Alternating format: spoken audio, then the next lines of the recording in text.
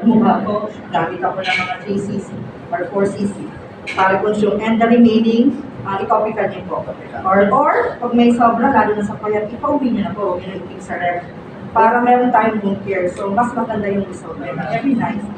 For example, ma'am, makakonsume ako ng 5 vials na Red Cell. Is it recommended or kailangan i-session? For example, yes. For example, may client kasi na latsada eh. From face, tapos stretch mark. So may limit ba na ang vial per session? May limit. Or isa lang dapat percent? Iba-iba po kasi yun. So, meron tayong limit muna.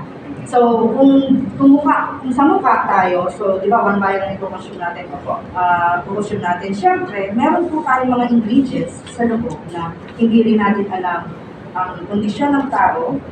Especially kung kunyari doctor ako, alam ko naman medical history, alam ko kung bibigyan ko, 2 bottles na pwede, 3 bottles na pwede. So, kailangan natin ng history.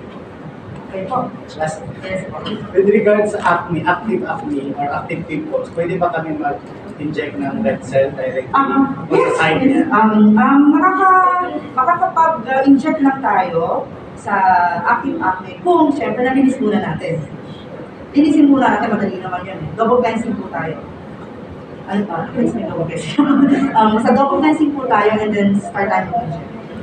Okay po, salamat po. Next topic tayo, marami rin topic. Naintindihan niyo po yung red cell.